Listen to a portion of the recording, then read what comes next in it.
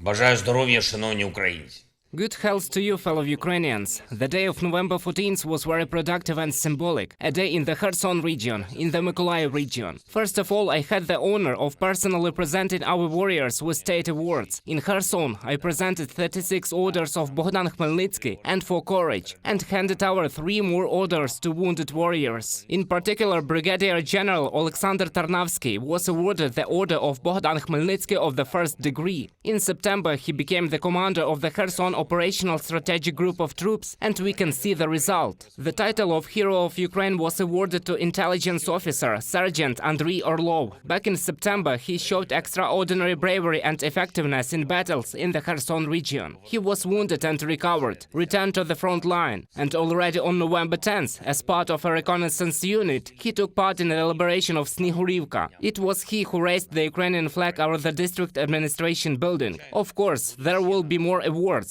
There will be more gratitude. All our warriors who restore freedom to Ukrainians and the Ukrainian land deserve the utmost gratitude. It is so. It will be so. I held several meetings on November 14th, both in the Kherson region and in the Mykolaiv region. We will do everything to restore normal living conditions for our people. It is obvious to everyone what Ukraine is, what the presence of our flag is. When there is a Ukrainian flag, there is civilization, there is freedom, there is social security, there is infrastructure, there is security, there is someone to take care of people. There are all the things that disappear and that are destroyed when the occupiers come. This is what the Russian flag means. Complete desolation. There is no electricity, no communication, no internet, no television. The occupiers destroyed everything themselves, on purpose. This is their special operation. On the eve of winter, the Russian occupiers destroyed absolutely all critical infrastructure for the people. Absolutely all important objects in the city and region are mined. It is happiness for everyone when Russia is driven out, happiness which will also be in those cities and communities of ours which are deprived of a normal life by Russians, both after February 24 and in 2014.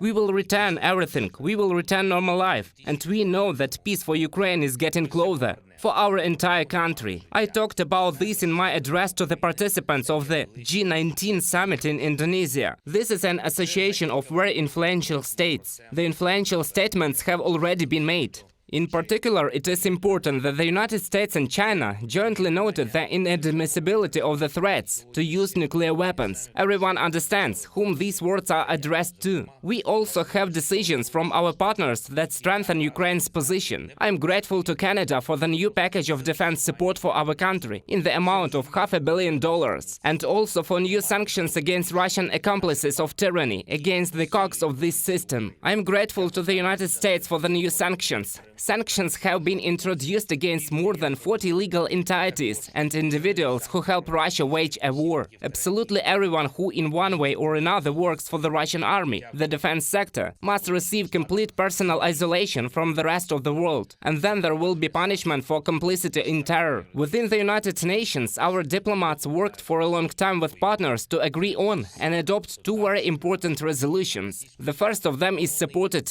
regarding the creation of an international compensation mechanism that will make it possible to compensate all the losses caused by the Russian war. Moreover, at the expense of Russian assets, the reparations that Russia will have to pay for what it has committed are now part of the international legal reality. We are still agreeing with our partners on the second resolution to create a special tribunal for the crimes of Russian aggression against Ukraine. We will do everything to make them both work. On November 14th, a meeting of the Coordination Council of Ukraine for Child Protection and Safety, co-chaired by UN Secretary General Antonio Guterres and the head of the office Andriy Yermak, was held. I thank Mr. Guterres for that. They discussed how to stop the deportation of Ukrainian children to Russia and return home all those who were forcibly deported. At least there are almost 11,000 children. We know them by name, but these are only the ones we know about, and in fact there are more deported.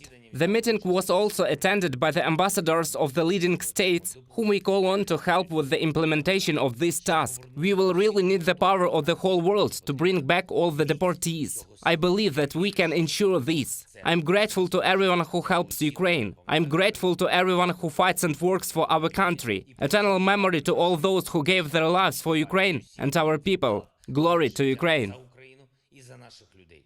Слава Україні!